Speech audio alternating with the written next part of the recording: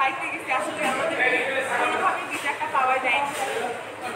উল্টা আমাদেরকে অপমান করছে এবং বলছে যে সবসময় আশা দিত যে করবো কিন্তু পরে আর করতে পারে। আসলে ফ্যাসিস্ট সরকারের যে শফিকুল ইসলাম শিমুল এমপি ছিল ওনার ক্ষমতার বলে এই কনস্টেবল মোশাররফ তিনি আমার বাবা, তিনি হচ্ছে ক্ষমতার অপব্যবহার করে অনেক অনৈতিক সম্পর্ক এবং অনেক অনৈতিক কাজ করছে। সে প্রায়ই আমাদের উপর নির্যাতন চালাতো এবং সে আমার মাকে মারধর করতো। তখন আমি যখন প্রতিবাদ করতে যাইতাম তখন সে আমাকে অনেক অকথ্য ভাষায় গালিগালাজ করছে এবং আমার উপরেও সে নির্যাতন চালাচ্ছে। সে যখন নানা ধরনের অনৈতিক কর্মকাণ্ডের সাথে জড়িত থাকতো কিংবা যখন মেয়েদের সাথে পরকীয়া সম্পর্কে জড়াইছে তখন সে আমাকে বলতো যে তুমি আমাকে আঙ্কেল বলবা, বাবা বলবা, কারণ এত বড় মেয়ে তার আসলেই মানে সমস্যা হয় এটা বলার কথা।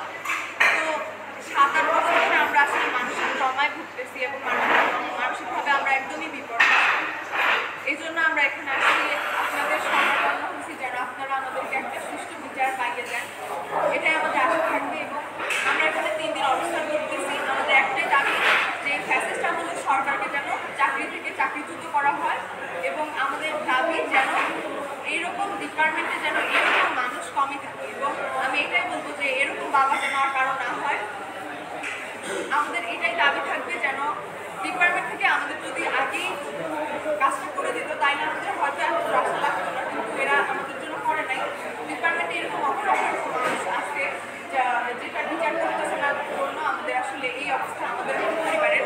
আমরা আসলে জানি যে আমাদের মতো পরিবারের মধ্যে আসলে কি পরিমাণ ট্রমা আর কি যায়, আমরা সেটা একদম সহ্য করতে পারতেছি না। এখন একদম শেষ সময় চলে আসছি, এজন্য আমি এখানে আসছি আপনাদের কাছে বিচার পাওয়ার জন্য যেন আপনারা একটা সুষ্ঠু বিচার আমাকে পাইয়ে দেন।